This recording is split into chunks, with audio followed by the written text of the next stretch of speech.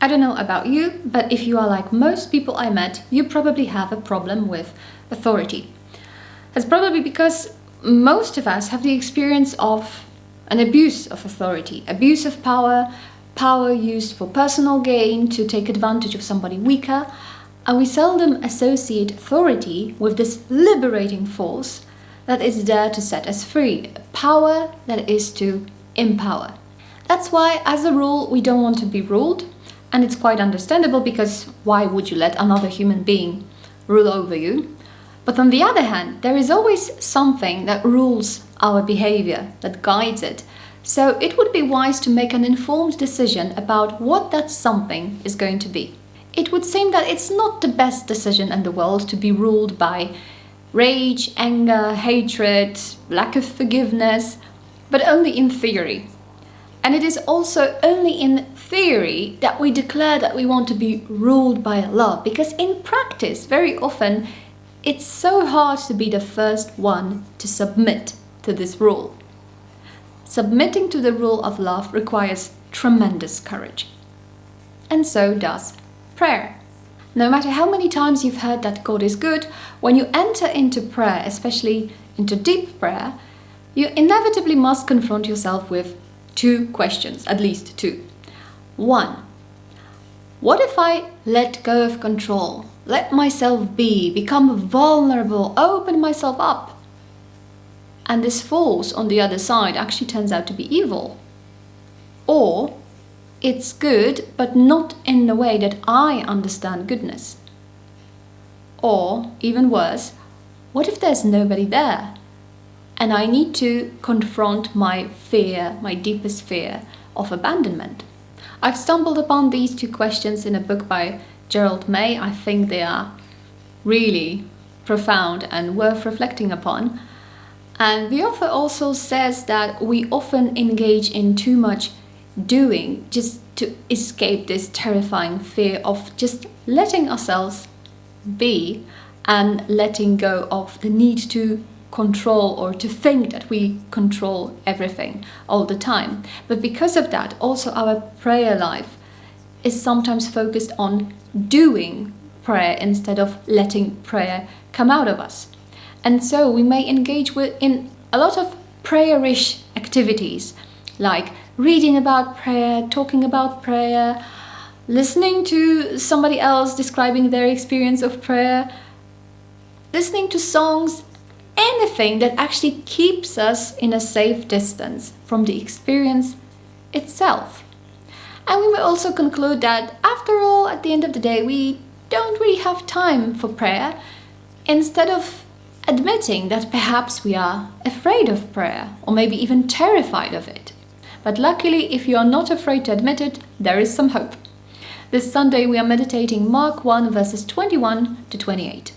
They went to Capernaum, and when the Sabbath came, Jesus went into the synagogue and began to teach.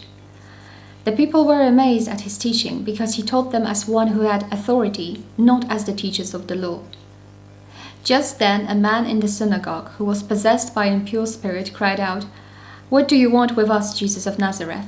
Have you come to destroy us? I know who you are, the Holy One of God." "Be quiet," said Jesus sternly. "Come out of him." The impure spirit shook the man violently and came out of him with a shriek.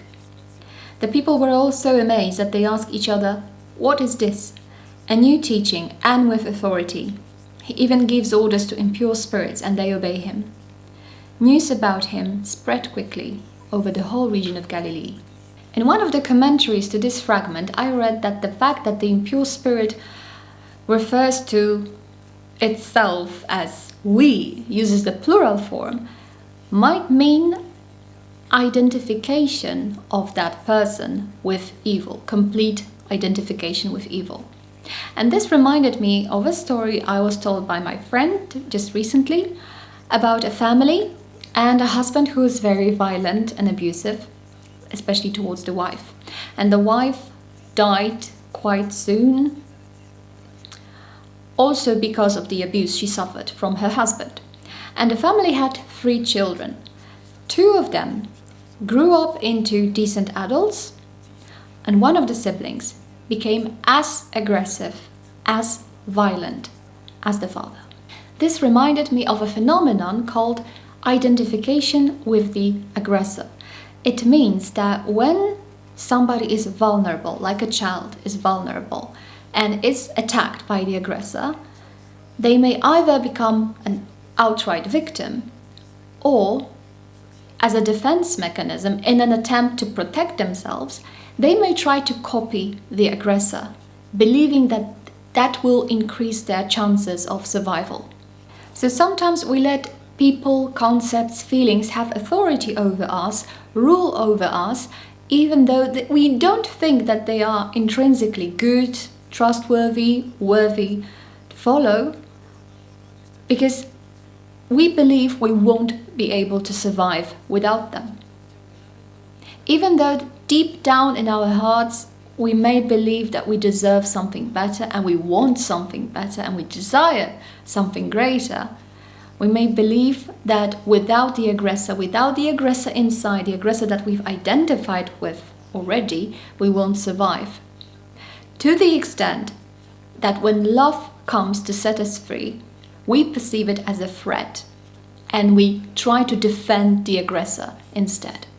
So in this meditation, we'll have a closer look at the authority that rules over our lives, and we'll check whether we are not listening to some false teachings that gives us a false sense of security, in a sense that they leave this inner aggressor alone and they don't inspire us to confront our fears, to confront the fear of love, fear of intimacy, fear of closeness. So I really invite you to this meditation, because who knows, maybe you'll find out that after all there is no need to be afraid of love. See you on the meditation, 10 p.m. Central European Time. Bye bye.